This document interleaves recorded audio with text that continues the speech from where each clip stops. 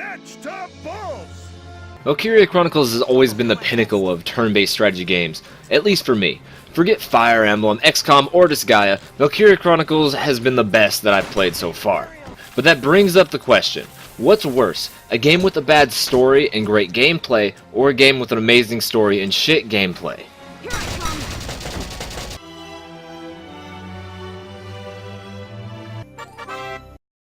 Valkyria Chronicles is what you get when you cross a bad anime with a World War II movie. The story revolves around Welkin Gunther, a nature nerd and the son of a great general. Our boy Welky gets swept into a war once the neighboring empire invades his small country. But unlike the rest of the poor bastards who enlisted, Welkin has a tank, which makes the militia promote him to lieutenant in charge of a small squad. Squad 7, move out! He's joined with Alicia, the love interest and girl with best buns, The oven was free, so... along with Rosie, a racist singer who exists just to have a character arc and not be racist.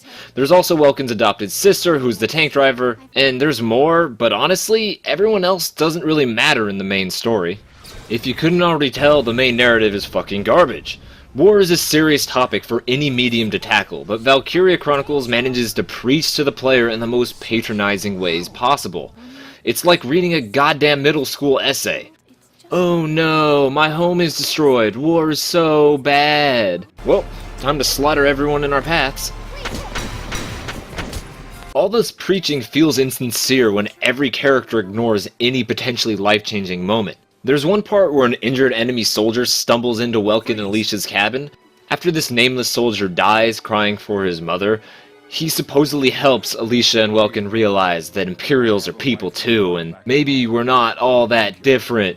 It's then ignored and never brought up again, especially as they win battle after battle with a pile of bodies behind them. I know you can be tone-deaf musically speaking, but this game is tone-deaf with its own story. Granted, that makes for some entertaining moments. Come here. Look, that's your hometown. That's right, kiddo. This is your home. Take a gander at it. War-torn and barely standing. Enjoy the view. Well, that one was funny. It can get even worse. There's a scene where the Imperials burn down a concentration camp, presumably with everyone in it, and this is what the leader of the camp says. Fight fire with fire, an eye for an eye. Didn't enough people die today? Even if our traditions lead us to death at the hands of others, we don't respond with violence. When we die for peace. That is how the Darkson live their lives. Okay. Pretty standard pacifist idealism to make the scene emotional and thought-provoking. I can dig it. Do you know what would make it even better, though? If literally in the next scene, this didn't happen. Oh, this? As of today, I'm a Gallian militiaman, same as you. They put me in your squad, so we'll be seeing a lot of each other. Wait, can you even fight? What was all that about living the Darkson way? Don't sweat the details, right?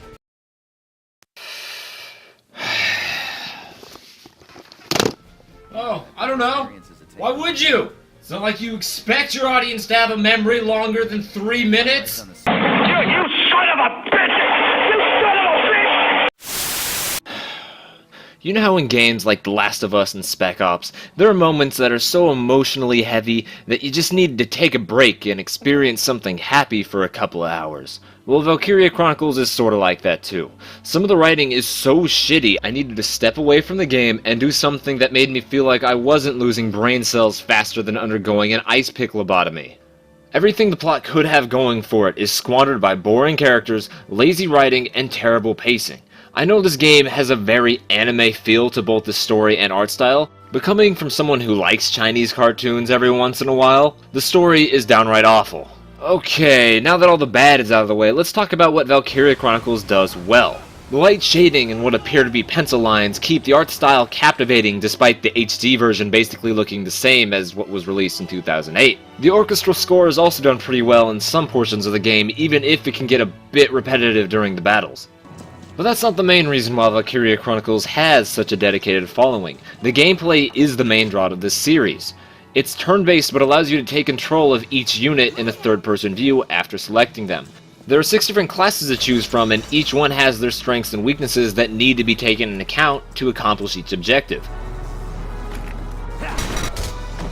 Turns are dictated by how many command points you have, so you can move a single unit multiple times in one turn at the cost of them losing some mobility. This opens up many different strategies when coupled with the different units and makes taking an overwhelming objective into an enjoying challenge. The change in perspective makes things more personal, and gameplay can actually be quite tense while you're moving, because most units won't let you walk up in their personal space and line up a headshot. It goes both ways, and it honestly created more intense moments than anything the story provided.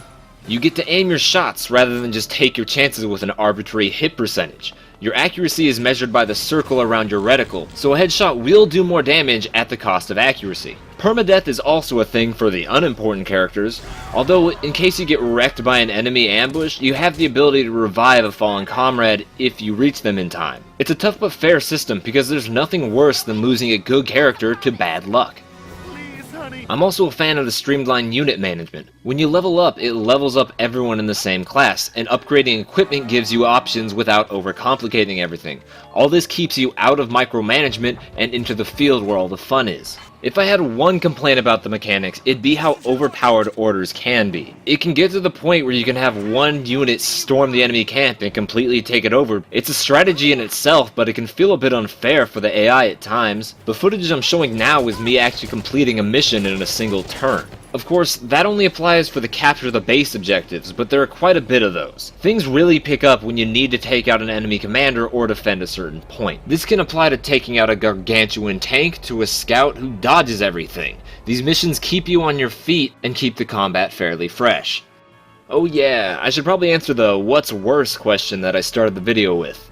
It's really up to personal taste. For me, a game with a good story and bad gameplay is better because I can deal with the subpar game since I'm immersed in the plot.